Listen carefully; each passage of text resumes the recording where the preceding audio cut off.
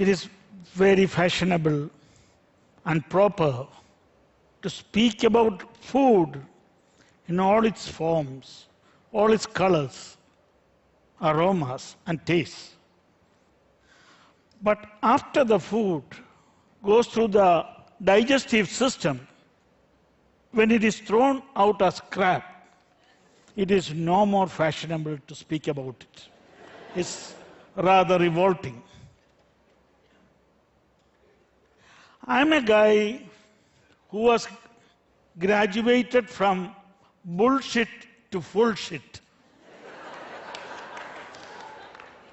My organization, Gram Vikas, which means Village Development Organization, was working in the area of renewable energy. On most part, we were producing biogas. Biogas for rural kitchens.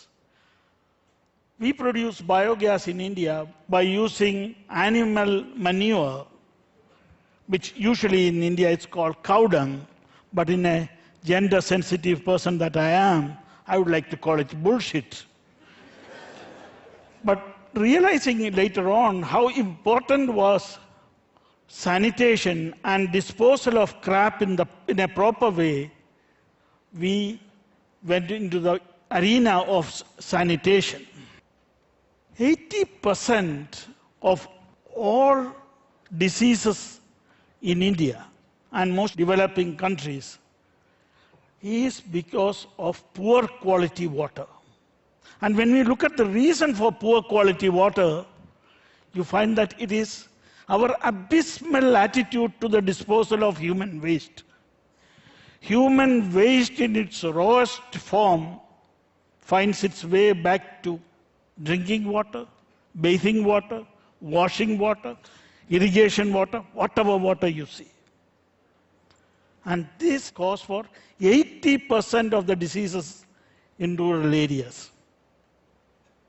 In India, it is unfortunately only the women who carry water. So for all domestic needs, women have to carry water.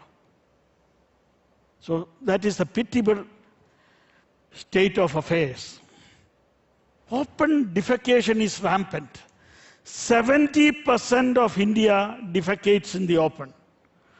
They sit there out in the open with the wind on their sails, hiding their faces, exposing their bases, and sitting there in pristine glory. Yeah, 70% of India. And if you look at the world total, 60% of all the crap that is thrown into the open are by Indians. A fantastic distinction. I do not know if we Indians can be proud of such a distinction. So we, together with a lot of villagers, we began to talk how to really address this situation of sanitation. And we came together and formed a project called Mantra. Mantra stands for Movement and Action Network for Transformation of Rural Areas. So we are speaking about transformation. Transformation in rural areas. Village which agrees to implement this project, they organize a legal society where the general body consists of all members who elect a group of men and women who implement the project and later on who look after the operation and maintenance.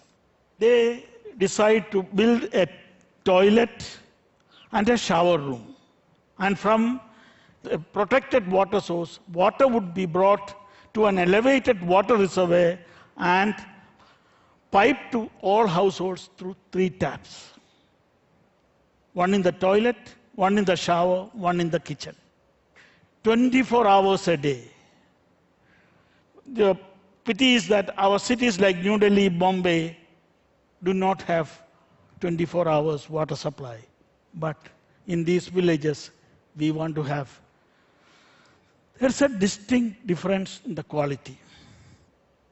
Well, India, we have a theory which is very much accepted by the government, bureaucracy, and all those who matter, that poor people deserve poor solutions.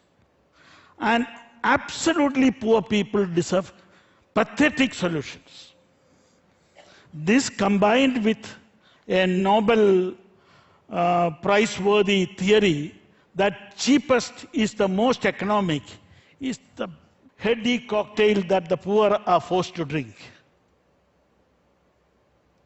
We are fighting against this. We feel that the poor have been humiliated for centuries, and even in sanitation, they should not be humiliated. Sanitation is more about dignity than about human disposal of waste.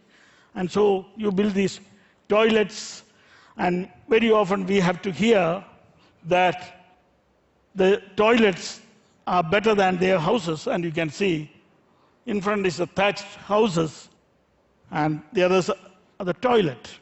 So these people, without a single exception of a family in a village, decide to build a toilet, a bathing room, and for that they come together, collect all the local materials like rubble, sand, aggregates. Usually a government subsidy is available to meet at least part of the cost of external materials like cement, steel, toilet commode, and they build a toilet and a bathing room.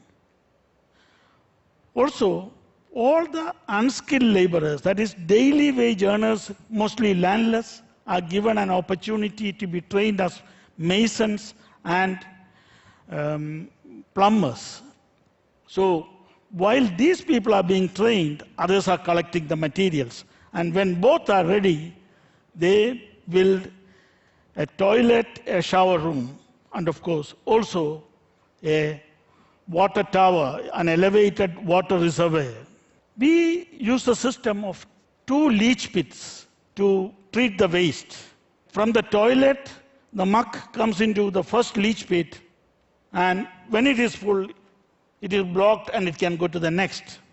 But we discovered that if we plant banana trees, papaya trees on the periphery of these leach pits, they grow very well because they suck all the nutrients, and you get very tasty bananas, papayas. If any one of you come to my place, I would be happy to share these bananas and papayas with you. So you can see the completed toilets, the water towers. This is in a village where most of the people may be even illiterate. It is always 24 hours water supply because water gets polluted very often when you store it. A child dips his or her hand into it, something falls into it, so no water is stored, it's always on tap.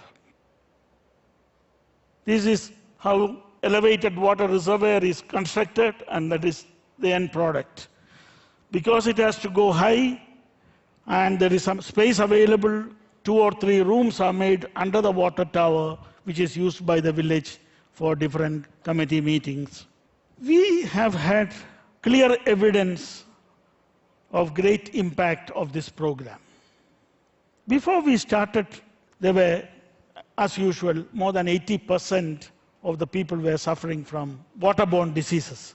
But after this, we have empirical evidence that 82% on an average among all these villages, 1,200 villages have completed, 82% of the waterborne diseases have come down.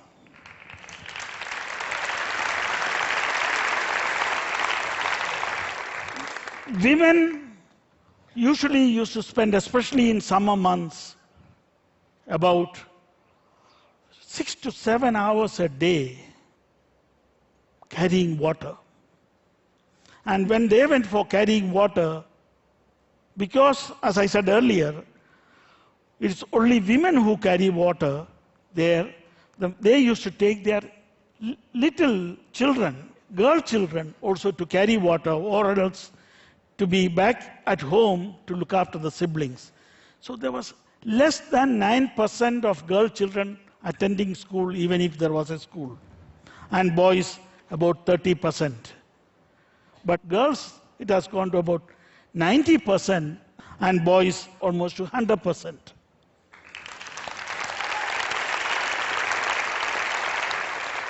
The most vulnerable section in a village are the landless laborers, who are the daily wage earners. Because they have gone through this training to be masons and plumbers and barbenders, now their ability to earn has increased 300 to 400%. So this is a democracy in action, because there is a general body, the governing board, the committee. People are questioning, people are governing themselves, people are learning to manage their own affairs. They are taking their own futures into their hands. And that is democracy at the grassroots level in action. More than 1,200 villages have so far done this. It benefits over 400,000 people, and it's still going on. And I hope it continues to move ahead. For India and such developing countries, armies and armaments, software companies, and spaceships may not be as important as taps and toilets. Thank you. Thank you very much. Thank you.